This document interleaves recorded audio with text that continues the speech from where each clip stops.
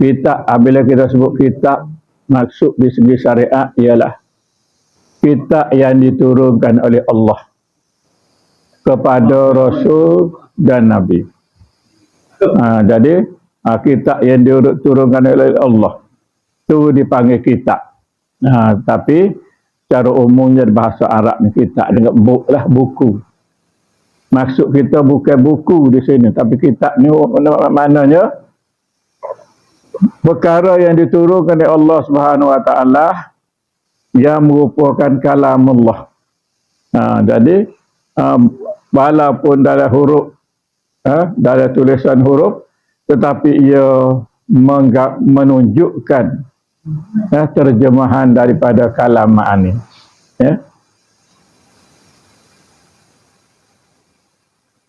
Jadi kita ini ada 104 buah. Setengah ulama kata 114 buah. 114 buah itu berapa? Kita bila semula. 30 kepada Nabi Syekh, iaitu anak kepada Nabi Adam lah. Kemudian 30 kepada Nabi Idris. Kemudian 30 kepada Nabi Nuh. Kemudian 10 kepada Nabi Ibrahim dan 10 kepada Nabi Musa. Cukup ke? Atau lebih? Sekali lagi. 30 kepada Nabi Syekh. 30 diturunkan kepada Nabi Idris. 30 diturunkan kepada Nabi Nuh. 10 kepada Nabi Ibrahim dan 10 kepada Nabi Musa. Jadi berapa tu? Lepas tu, pak lagi tu dinamakan Alkitab, bukan suhuf lah. 110 hadis suhuf. Jadi pak lagi tu dinamakan Taurat, Zabur, Injil dan Al-Quran. Taurat ni diturunkan kepada Nabi Musa dan pada masa itu dalam bahasa Ibrani. Zabur diturunkan kepada Nabi Daud dalam bahasa Kibti. Injil diturunkan kepada Nabi Isa dalam bahasa Suryani. Dan Al-Quran diturunkan kepada Nabi besar kita Muhammad sallallahu alaihi wasallam dalam bahasa Arab. Lagu tu lah. Dia kurang lah tu.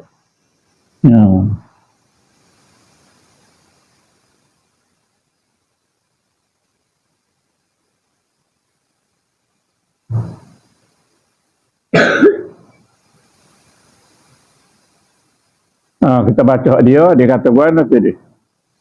Pertama diturunkan kepada Nabi Adam 10. Dia masuk Adam sini. Tak ada Adam di sini. Dia masuk Adam 10. Nabi Syekh 50. Dia masuk Syekh gitu. Nabi Allah Idris 30. Pada Nabi Ibrahim 10. Pada Nabi Musa tak ada. Dengan Nabi Nuh. Jadi dia tak masuk waktu. Yang mengikut ni lah kalau bahasa dalam kitab Matala'il Badri, dia tak ada kepada Nabi Adam dia. Lagu tu lah. Sekalian tu suhuf namanya. Suhuf ni makna dia helaian. Risalah. Kalau kita risalah lah. Dan kepada Nabi Musa, Alkitab tu Taurat. Kepada Nabi Isa, Injil. Kepada Nabi Daud, Zabur.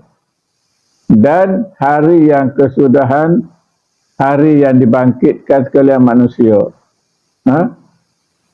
Dan berhimpun di padang mahsyar. Dan ditimbangkan amalnya kepada neraca.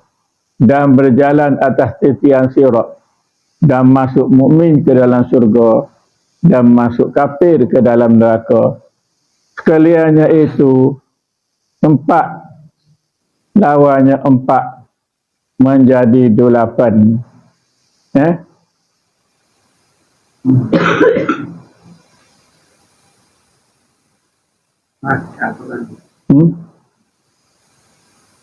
Jawab dia.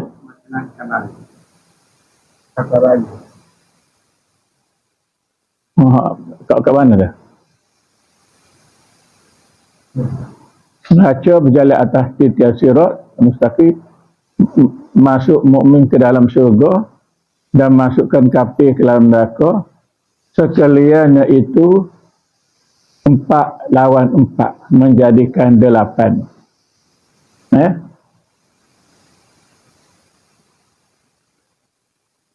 lawan 4 dia maksud dia mana ni? Ya?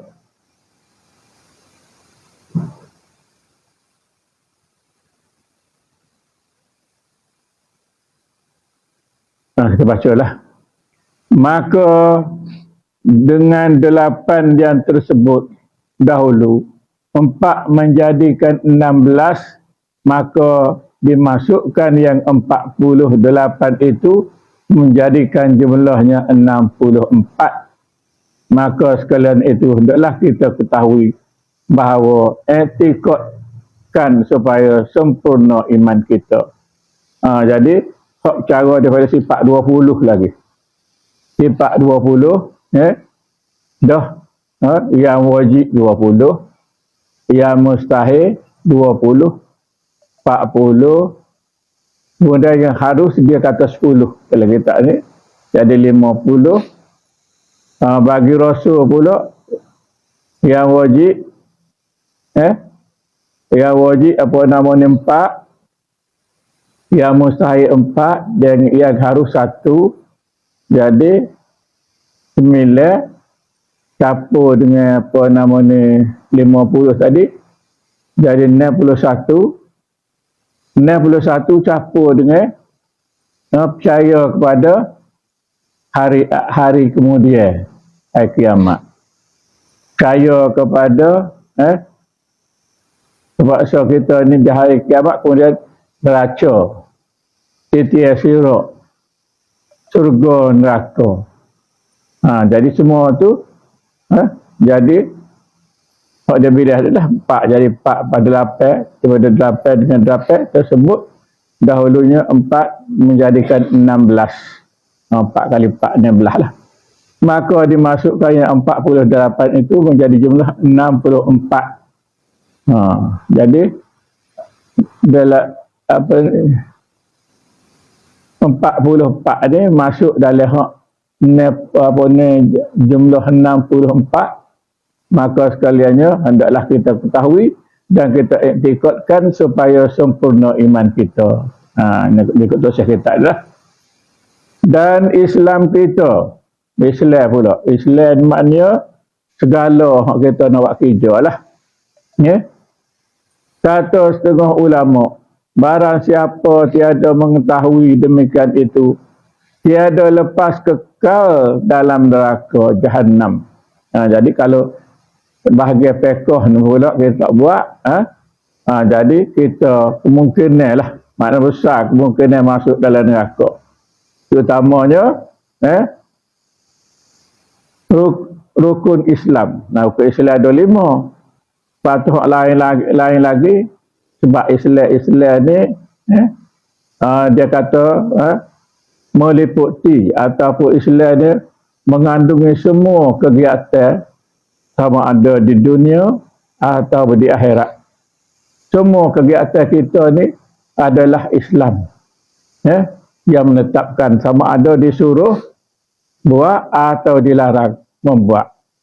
Dan ada juga yang harus. Dia tertakluk pada 5 hukum je lah. Kemudian lagi wajib pula kita mengetahui bangsa penghulu kita Muhammad itu anak Abdullah, anak Abdul Muttalib, anak Hashim, anak Abdul Manaf, dan bodohnya Aminah, anak Abdul Wahab.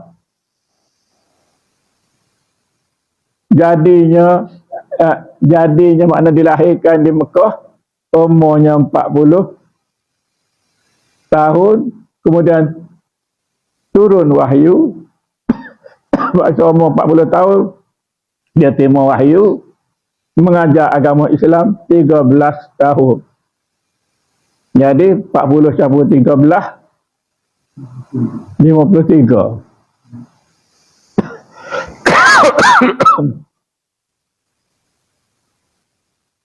Kemudian dititahkan oleh Allah Ta'ala pindah ke Madinah, membawa agama Islam 10 tahun. Campur 10 lagi jadi 63 lah. Maka genaklah umurnya 63 tahun. Maka wafatlah di Madinah. Maka kuburnya pun di dalam negeri Madinah.